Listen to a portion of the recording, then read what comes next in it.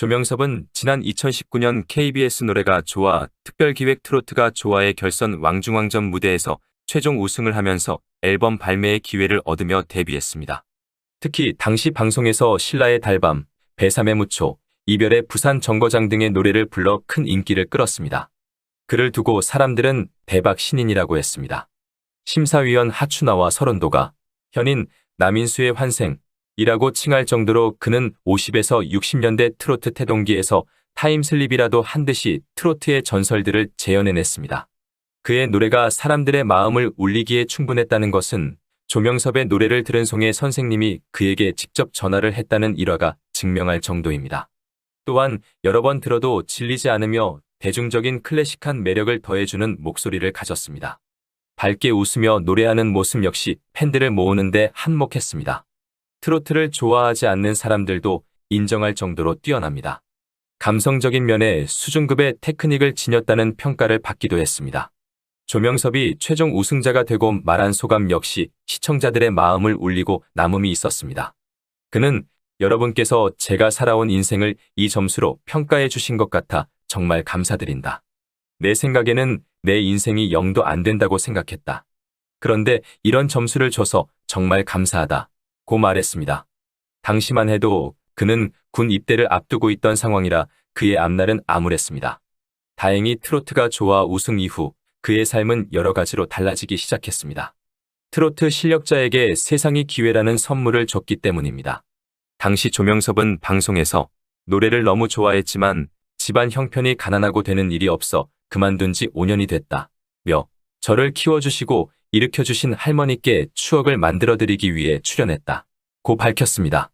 그렇게 가수의 꿈을 접고 군 입대를 준비 중이었으나 그는 팬들의 기대에 부응하며 학업과 활동을 병행키로 하게 됩니다. 조명섭은 세상에 제대로 쓰이기 위함인지 본인 스스로는 병마와 싸워야 했고 어려운 가정사 역시 극복해야 했습니다. 조명섭이 오디션 우승자이니 사람들은 그의 성공에만 눈길을 줄 수 있습니다. 하지만 그의 과거는 어린아이가 쉽게 버텨낼 수 없는 삶과의 투쟁이었습니다. 오디션 프로그램의 묘미는 스토리텔링이 풍부한 숨은 보석 같은 출연자입니다. 한마디로 신데렐라의 탄생을 바랍니다. 송가인은 무명 시절 생계를 위해 비녀를 만들어 팔던 시간이 있었기에 미스트롯의 우승이 더 드라마틱했습니다. 글로벌 스타인 폴 포츠는 2007년 영국의 오디션 프로그램 브리튼즈 갓 탤런트에서 우승하기 전까지 휴대폰 장사를 하는 등 어렵게 생계를 꾸려갔습니다. 조명섭 역시 순탄치 않은 과거가 있었습니다. 돈이 없어 식구들이 빵으로 끼니를 때워야 했던 때가 비일비재했습니다. 그의 인생 서사도 노래만큼 애절했습니다. 선천적으로 하체 장애를 갖고 있어 7세부터 9세까지 누워만 있다가 건강을 되찾았습니다. 가정 형편이 여의치 않았다. 엄마와 여동생과 셋이서 살다 보니 전국 각지의 행사장을 다니는 것도 여의치 않았다. 그래서 공부를 해서 선생님이 되고 싶었는데 그 역시 뜻대로 되지 않았다. 그래서 방송을 통해 내 인생이 빵점이란 생각을 갖게 됐다고 말한 것이다. 하지만 이젠 이렇게 응원해주는 사람들이 많으니 힘을 내야겠다.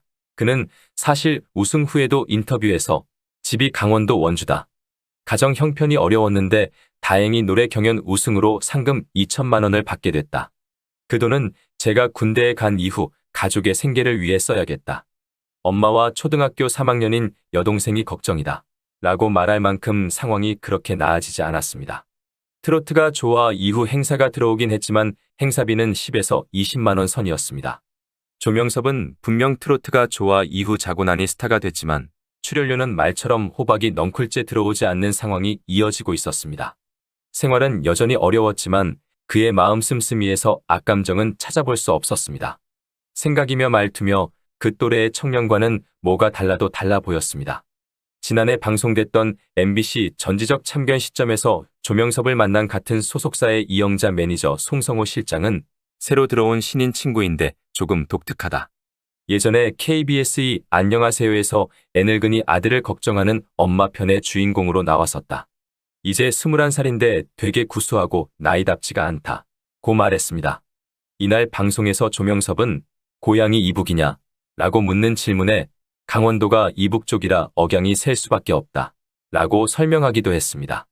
이어 아침부터 LP판을 이용해 노래를 듣는 올드한 감성의 일상을 보여준 그는 블랙핑크, 트와이스가 누군지는 모르지만 바니걸스, 히자메, 은방울자매의 이름이 나오자 환하게 웃는 모습으로 시청자들을 놀라게 했습니다. 또한 그는 건배를 외치는 송 실장에게 건배는 누구 배냐? 라고 되묻거나 사람들은 못 먹는 게 없다. 나무 껍질도 끓여서 먹었다. 6.25 때는 이라고 말해 내가 6.25 때 있었던 것처럼 말한다. 라는 대답을 듣는 등 나이가 믿기지 않는 아재 개그로 시청자들의 웃음을 자아냈습니다. 같이 출연한 은지원은 이날 조명섭에게 걱정돼서 하는 말인데 설정이면 지금 풀어라. 해가 갈수록 힘들어진다. 라며 믿을 수 없는 반응을 보이기도 했습니다. 그의 말투는 노래와는 달리 또 다른 그의 정체성이었습니다. 실제 그는 할아버지 말투를 구사합니다. 혹자는 그의 목소리를 들으면서 연변을 연상하기도 하고 또 다른 사람들은 다문화 가정 출신이냐고 묻기도 했습니다. 하지만 조명섭은 건강한 대한민국의 청년입니다. 조명섭의 천재성은 어릴 적부터 낭중지추였습니다. 그가 15살일 때 SBS 스타킹에 나왔습니다. 트로트 신동으로 소개된 그의 노래는 사람들 입을 다물지 못하게 할 정도였습니다. 하지만 어려운 가정 형편이 그의 발목을 잡았습니다. 전국 각지의 행사장을 다닐 교통비며 숙박비 마련이 쉽지 않아 그 역시 그만둬야 했습니다. 트로트가 좋다. 노래는 따로 배운 적이 없다. 방송을 통해 따라하다 보니 그렇게 됐다. 가장 좋아하는 노래는 현인 선생님의 신라의 달밤이다. 이번 우승곡인 이별의 부산정거장도 좋아한다. 우리 노래는 한 신곡 정도는 곧바로 부를 수 있다. 팝송, 샹송 등도 신곡 정도는 할 수 있다. 그의 천부적인 재능은 그의 불운을 통해 더 각인됐는지도 모를 일이라고 혹자는 얘기합니다. 청년 조명섭의 인생 서사가 그의 노래를 더욱 애절하게 만들었을 수 있다고 말입니다. 그의 말처럼 그는 노래를 배운 적이 없습니다. 그저 노래가 좋아 따라 부르면서 익힌 것이니 조명섭의 오늘 노래는 보석 원석과도 같은 상태입니다. 누가 다듬고 얼마나 가꾸느냐에 따라 그의 발전 가능성은 크기를 달리할 것으로 보인다고 전문가들은 이야기합니다. 이를 모를 리 없는 트로트 대형 기획사들이 소속사 논의를 위해 그를 앞다투어 만났습니다. 서른도도 조명섭을 지원하고자 그를 몇 차례 만났던 것으로 알려졌습니다. 트로트 대형 기획사 한 곳은 그가 사는 강원도 원주의 매니저를 급파해 소속 문제를 논의하기도 했습니다. 결국 최종 승자는 당시 장윤정이 소속되어 있던 IOK 컴퍼니였습니다. 현재 블리스 엔터테인먼트로 소속을 이적하였지만 여전히 쟁쟁한 연예인들과 함께 한솥밥을 먹고 있습니다. 이후 강원도 아가씨 등 앨범도 내고 방송 출연도 잦아졌습니다. 특히 2019 KBS 연예대상 무대에는 가수로서 오르기도 하고 가요 무대에서 노래를 부르며 단골 출연을 하기도 했습니다.